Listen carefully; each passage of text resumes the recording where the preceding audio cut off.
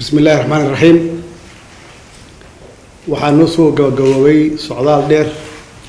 oo qaatay 17 casho aan ku soo marnay Puntland iyo Galmudug. intii socdaalkaas wuxuu ahaa socdaal shacabka Soomaaliyeed dadweynaha Soomaaliyeed si diiran oo wanaagsan ay halkaas noogu soo dhaweeyeen iyagoo ahaa dadka reer guuraaga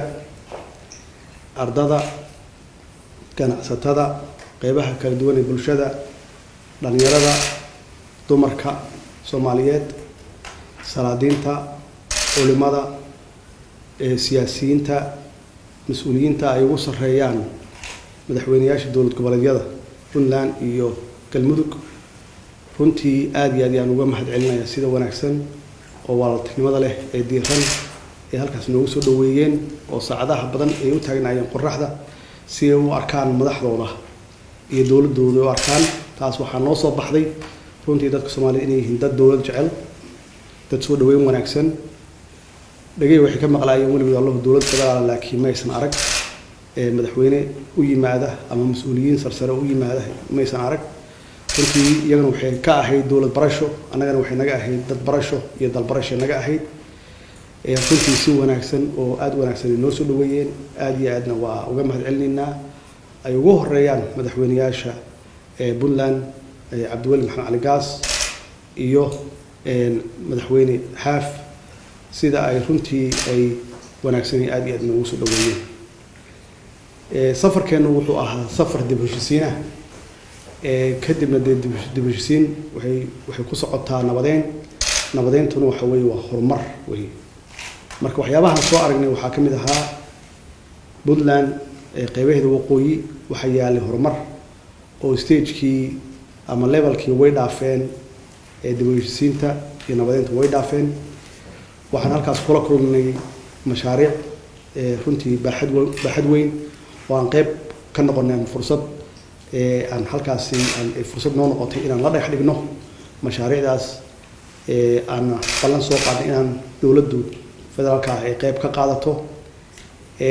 Puntland koonfur iyo Galmudug waqooyi meesha ay soo yimaadaan halka magaalo oo gaalkacya yaan ka bilownay dib u heshiisiintaasna maalmo iyo bilo koor iyo soo jiitay soo socotay halkaas oo aan heshiis ay ku gaareen dadka waalaha ah magaaladaas degan haddana nabadeyntii ay socoto oo aan uga soo tagnay meeshii taliyaha ciidanka xooga dalka Soomaaliyeed General Cabdiweli Gorod iyo team meesha jooga si ay u dhameystiraan dib u heshiisiinta kadibna waxaan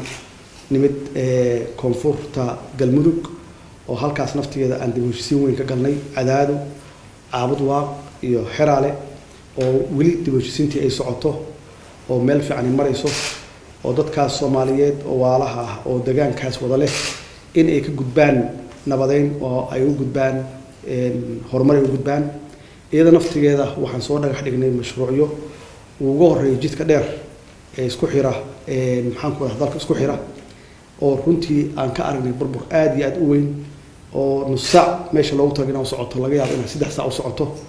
halkaas oo aan dhagax dhignay oo aan insha Allah hadii Ilaahay yiraahdo annagoo isku tashanayna cid alla cidii na kaalmeynaysan aan gacan weydiisanayno in jidkaas burburay oo 27 sano runtii aanan gacan la saarin inaan dib u soo celino aan dib u dhisno si isu socodka gaadiidka iyo baaci mushtarka iyo dadka ay u fududaato waxaan soo dhagax dhignay mashruucyo ay ka mid yihiin isbitaallo iskuullo iyo xabsiyo runtiina dadku waxay u bisil yihiin inay la shaqeeyaan dawladooda ay gacan siiyaan koow gacanta ay siinayna waxa ugu horeeya xagga amniga inay gacan ka siiyaan oo qolooyinkan dhibka nagu hayo oo ummadda leynaya ay gacan naga siiyaan dhanka amniga iyada naftigeeda aan abaabuli doono si aan uga saarno goobaha ama qaybo ay ka haystaan qolooyinka nabadiidka ah ee Galmudug ay qaybo ka haystaan inaan gacantooda ka saarno haduu Ilaahay yiraahdo bilaha soo socda haduu ay yiraahdo ugu dambeyn waxaa noo soo baxday dadka Soomaaliyeed inay yihiin dad dawlad jecel laakiin weli adeegii dawladda aysan gaarin annaguna aan ballan ku qaadnay ama aan ku dadaalin intii karaankeenna inaan gaarsino wax alla wixii adeega ay u baahan yihiin iyagana aan rabno inay gacan naga siiyaan sidii aan dawladda u dhisi lahayn ama aan u gaarsiin lahayn dawladda inay gacan naga siiyaan waxaan rabaa marka inaan baaq u jeediyo dadka ganacsatada Soomaaliyeed inay hawshaan qayb ka qaataan bacdama dawladdu ay curdun tahay in ay qayb ka qaataan maalgelinta iyo dib u dhiska inta aan soo sheegay inay qayb ka qaataan dadka diaspora naftigooda inay qayb ka qaataan iyo guud ahaan dadka Soomaaliyeed meel kasta ay joogaan inay dib u dhiska dalkooda ay runtii gacan ka geystaan haddii ay yiraahdo annaguna aan organize garayno aan abaabulno sidii meel kasta dawladda u gaari lahayd adeegana loo gaarsiin lahaa si taas loo helo waxaan magacaabeynaa maalmaha soo socda haddii ay yiraahdo guddi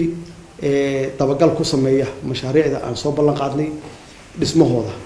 si aan ula soconno waxa dhaqan galay iyo waxaan dhaqan galin annagu waxaa ballan naga ah dawladdu inay qaadato qaybteeda ay ugu horeyso adeegii inay gaarsiiso maxaan ku waradaa shacabkeeda adeeg gaarsiiso maxaa yeelay waxa isku xiraaya dawladda iyo shacabka waa adeega weeye waxaan ku dadaalaynaa dawladda iyo shacabka inay isku xirmaan oo waliba isbartaan oo ay wada shaqeyn hoose iyo ama wada shaqeyn dhow ay yeeshaan waxaan soo dhagax dhignay ugu dambeyntii socdaalkeenaas hobyo oo aan ka soo dhagax dhignay deked waa mashruuc aad iyo aad u weyn laakiin muhiimaddu waxay tahay inay niyad naga tahay inaan dalkii dhisno oo aan maxaan ku raahdaa kaabayaasha dhaqaalaha aan xoojino bacdama dalkeenu uu ku yaalo meel istiraatiijig ah uu ku yaalo aan leenahay maxaan ku raahdaa xeeb dheerna aan leenahay oo 3,300 gaaraysa saas darteed meel kasta aan awood u yeelan karno annagoo kaashanayna